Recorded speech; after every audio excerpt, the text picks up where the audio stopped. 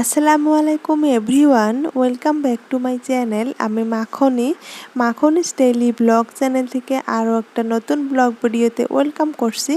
কাছে এবং দূরে, দেশ এবং দেশের বাহিরে যে যেখান থেকে আমার ভিডিওটি দেখা শুরু করেছেন, আশা করছি আল্লাহর অসীম রহমতে সবাই ভালো এবং সুস্থ আছেন। আলহামদুলিল্লাহ, আমরাও ভালো আছি। তো ঈদের আগেই তো সবাই ক্লিনিংয়ের কাজে একদম ব্যস্ত, আমিও কিন্তু তার ব্যতিক্রম না। আজ আমার শ্বশুর আব্বার রুমটা সকাল সকালে ধরেছি ডিপ ক্লিন করার জন্য। তো হেল্পিং হ্যান্ড ছাড়া বুদ্ধি করেই এইভাবেই ক্লিনিংয়ের কাজগুলো করে যাচ্ছি। এখন হলো সকাল 8টা বাজে। তো রাতেই টার্গেট করে রেখেছিলাম যে কালকে আল্লাহ ভালো রাখে শ্বশুর শাশুড়ির রুমগুলো ডিপ ক্লিন করে দিব। তো আমার ভিডিওটি যদি দেখা শুরু করেছেন তো প্লিজ একটা লাইক দিয়ে ভিডিওটি কন্টিনিউ করবেন। আর যদি আমার চ্যানেলটাতে আজ আপনি নতুন হয়ে থাকেন, আমার কথায় কাজে কোনো অংশ যদি একটুও ভালো লাগে তো সেই ভালো লাগা থেকে আমার চ্যানেলটাকে সাবস্ক্রাইব করে নিয়ে আপনার সঙ্গে রাখতে পারেন। আর যদি দুইটা কাজই অলরেডি করে রেখেছেন, আপনাকে জানাই অসংখ্য ধন্যবাদ। তো আমি হালকা নাস্তা করে এসেই সকাল সকালে রুমটা ক্লিনিং করতে শুরু করেছি। তো খুব সুন্দর করে উপরের মাকড়ার জালগুলা ভেঙে নিয়েছি। তারপর আমি বিছনা ঝাড়ু দিয়ে পর্দাগুলো খুব সুন্দর করে পরিষ্কার করে নিচ্ছি।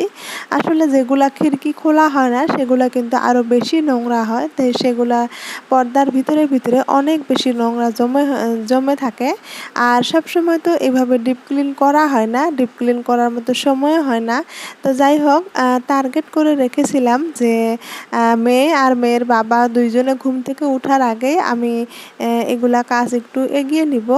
তো মেয়ে আর মেয়ের বাবা কিন্তু এখনও ঘুমিয়ে আছে, আর আমার মনের মধ্যে কিন্তু খুব টুকটুক করছে কখন বা উঠলেই আমাকে ডাকাডাকি শুরু করবে। এদিকে তো আমি এগুলা করা শুরু করেছি। তো যাই হোক, আমি কিন্তু খুব ভয় ভয় করে কাজগুলো করছিলাম। তো যাই হোক, আমি কিন্তু খুব সুন্দর করে বিছনা ঝাড়ু দিয়ে গ্রিলের মধ্যে যে হালকা হালকা নোংরা ছিল, সেই সাথে মাকড়ার জালগুলা সেগুলো কিন্তু খুব সুন্দর করে পরিষ্কার করেছি। তো সকালে এইভাবেই একটু বুদ্ধি খাটিয়ে কাজগুলো করছি হেল্পিং হ্যান্ড ছাড়াই। তো কি করার, হেল্পিং হ্যান্ড নাই জন্যই তো আর নোংরা করে থাকা যাবে না। তো ঈদ যদি এসেছে, ঈদ উপলক্ষে কিন্তু কাজ করতেই হবে। তো এইভাবেই আমি কিন্তু 15 দিন ধরে ক্লিনিংয়ের কাজ শুরু করেছি, আজ অবধি শেষ করতে পারি নাই।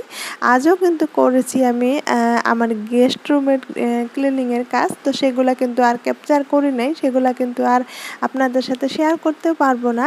আজকের ভিডিওটা হলো গতকালকার। তো যাই হোক, আমি কিন্তু সুন্দর করে এইভাবে সব ফার্নিচারগুলো এক এক করে মুছে নিচ্ছিলাম। এখন আমি সোফাগুলা প্রথমে ঝাড় দিয়ে নিলাম, তারপরে এখন আমি একটা কাপড় দিয়ে পরিষ্কার করে নিচ্ছি।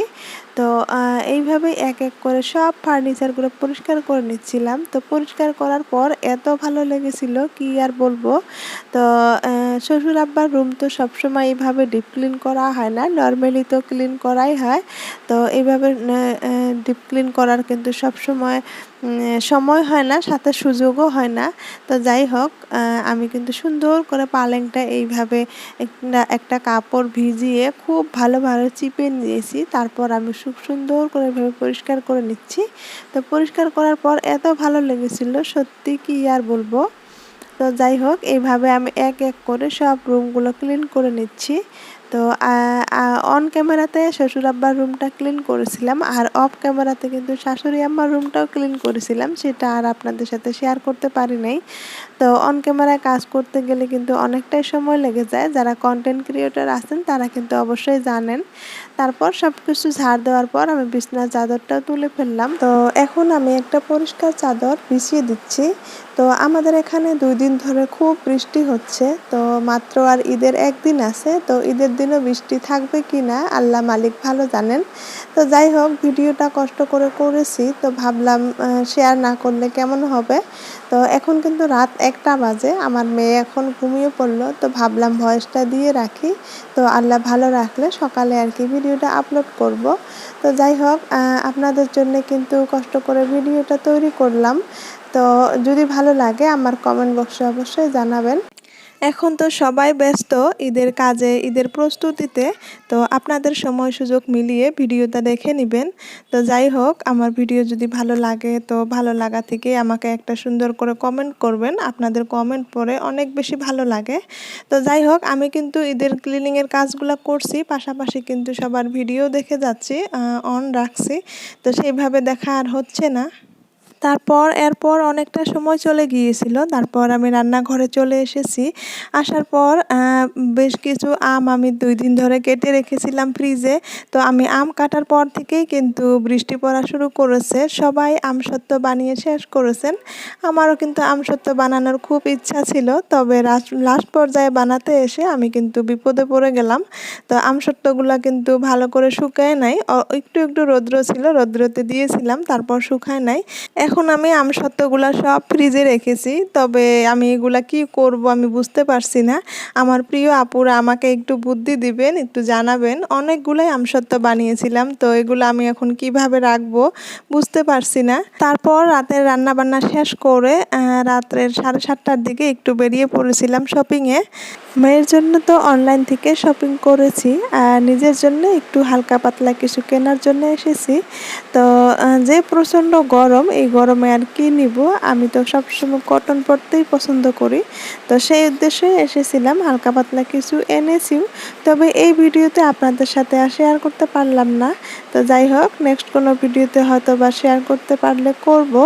তো আমরা এইভাবে বেশ কিছুক্ষণ শপিং মলে ঘোরাঘুরি করেছিলাম, হালকা পাতলা কেনাকাটাও করেছি। তারপরে আমার আম্মুটা দেখেন এখানে খুব ভালোভাবে বসে আছে।